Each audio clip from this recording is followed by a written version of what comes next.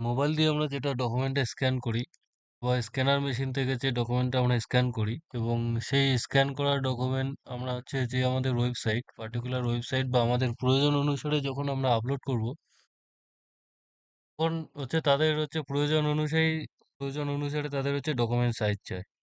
যেমন এখানে PRB West Bengal police recruitment বোর্ডের হচ্ছে এখানে এই ডকুমেন্টস ভেরিফিকেশনের সময় যে ডকুমেন্টসগুলো আপলোড করতে বলছে, যেমন এখানে 200 কেবি থেকে 400 কেবির মধ্যে, এগুলো ডকুমেন্টস 200 কেবি থেকে 400 কেবির মধ্যে। এবার আমরা মোবাইল থেকে যে কোনো ফটো আমরা আপলোড করি বা স্ক্যান করি, আর সেগুলা 200 কেবি থেকে 400 কেবির মতো হয় বা বেশি হয় বা কম হয়, এর মতো হয় কি।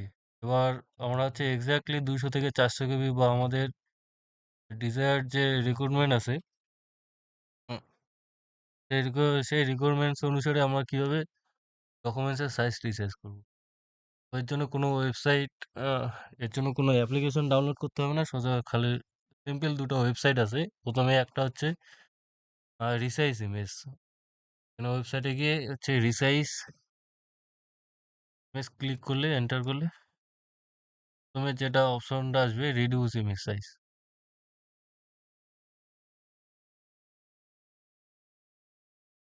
এখান থেকে যদি আমরা হচ্ছে ইমেজ সিলেক্ট করি, এখানে একটা দেওয়া আছে, যদি আমি দেখি, আহ, এটা যদি ধরি, এখানে হচ্ছে 1.59 MB, যেটা অনেক বেশি। তো আমাকে এত লাগবে না, আমাকে 200 থেকে 400-র মধ্যে হচ্ছে আমাকে ইমেজ বানাতে হবে। এখানে সিলেক্ট করব, এবার এখান থেকে হচ্ছে রিসাইজ করব। যদি আমরা রিসাইজ করি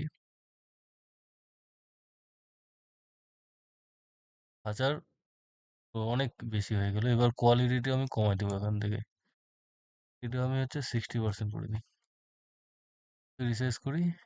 তাহলে এখানে 490 কেবি। এটাকে যদি আমরা আরও কমাই দিই, ডিপিআইটাকে যদি হচ্ছে করে দিই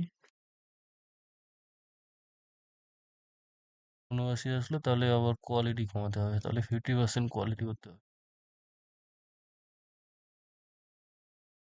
33% করতে হবে। এখানে দেখো 369 কেবি হয়ে গেল। এখান থেকে যদি আমরা ডাউনলোড করি তাহলে 369 কেবি হয়ে যাবে। করে আমরা এটাকে আপলোড, যেখানে আমাদের প্রয়োজন সেখানে হচ্ছে আপলোড করে দেবো।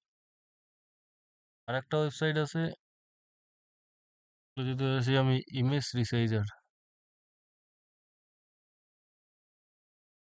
রিসাইজার.com যদি আমি যাই, ওয়েবসাইটটা, এখান থেকে যদি আমরা সিলেক্ট করি, ওই একই ইমেজ যদি আমি সিলেক্ট করি,